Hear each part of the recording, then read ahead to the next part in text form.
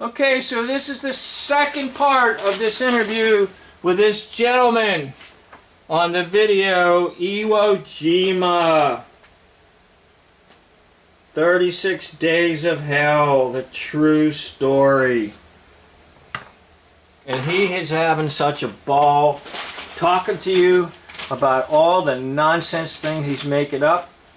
And I'm having such a blast because I've never seen anybody war hoax like this guy. It was great. But anyway, the steam and the fog shielded things so we could get the wounded people out. But we were losing people.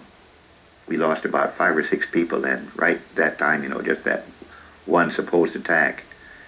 We were stuck like that the next 4 or 5 days. They would bring up tanks, and the tanks would spray the whole area with, we would send another one of our guys who was experienced, He can't even fill in the blanks because he's just making stuff up as he goes along. The tank sprayed things, and he's so disjointed. As this goes on, you'll just enjoy this so much because this guy is just so full of absolute nonsense. I'd been in the Raiders. He was a corporal named Anthony. He would go get aboard the tanks and try to point out to the tankers just where he spotted the things were firing at us, but they couldn't see them. And of course, the Japanese would just go underground, and when the tanks were there, they have flat trajectory and they can't fire mortars. So unless you get a direct hit on the thing, you can't wipe it out. The Japanese would come right up as soon as the tanks had left and fire at us again.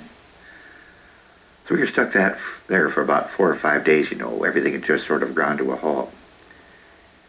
And then the 5th day, which was March 7th, I guess the 4th day, March 7th, I got word during the night that Colonel Pollock, who had the platoon on our right, who replaced the one that had been pulled out, replaced, he was going to make a dawn attack by surprise and with no artillery bombardment, hope to get the Japanese off guard. So we should jump off just before dawn, just at first light, and move forward, and without a barrage, prepare time, and we would catch them. So we passed the word. We had to pass the word from foxhole to foxhole, and sure enough, at dawn we get up and we move out of our holes, into this rough country just ahead of us, where all this heavy fire had been coming from. I'm moving with the guys, and we get the very first line of hills, and one of the what happened was that one of our guys spotted a Japanese who was supposed to be a sentry, was sitting there asleep, with his just sitting there like this with his head in his lap. He was asleep at the wheel. Maybe he had too much sake. This is hilarious. This is supposed to be an actual testimonial about Iwo Jima. Look at the smile. The Japanese guy was asleep. Supposed to be watched. The other guys were all underground. Well, he shot this guy, and of course that set off. He shot this guy. Why would you want to shoot a guy who's sound asleep? Leave him alone. Just let him sleep. Or for the Japanese.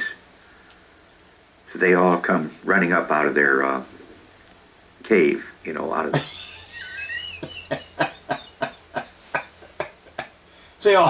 They all were in caves. Like they were bears. Big cave they were in. We figured out there were 2 embrasures. We figured this out pretty quick because there were Japanese coming out of both ends of the cave. And we were right amongst them. The remnants of the platoon were there, And I was at the front end of I went back and forth between my 2 units. We had 2 units ready fighting. We couldn't see each other, but we're very close together. We couldn't see each other, but we're very close together. I'm sorry, I'm getting a real jaw. I'm just really, I can't contain myself. This guy is so full of wind, and it's beyond belief. They actually filmed this guy as an actual Iwo Jima man who fought the Japanese. And I remember Sisk, the big fella from Indiana, was in charge of one, and he was up hard by the cave, you know. By that time, they had killed a lot of Japanese just outside the cave. They shot them and killed them with grenades. He was right up near the cave's opening, and he was throwing grenades into the cave, and every so one time a great big piece of what I know now was liver came out and just landed at my feet. And Sis said, we're really getting at it. We're really getting him now. It was a piece of Japanese liver. And then the flamethrower came up. Did you hear what he said? Did you hear what he said? A piece of Japanese liver came out. This is so good. I'm going to take it all the way through. So this is the end of part 2 of this man's interview. Again, if you listen to what he says, you'll be absolutely convinced that nothing happened on Iwo Jima except maybe some people made a film. End of part 2.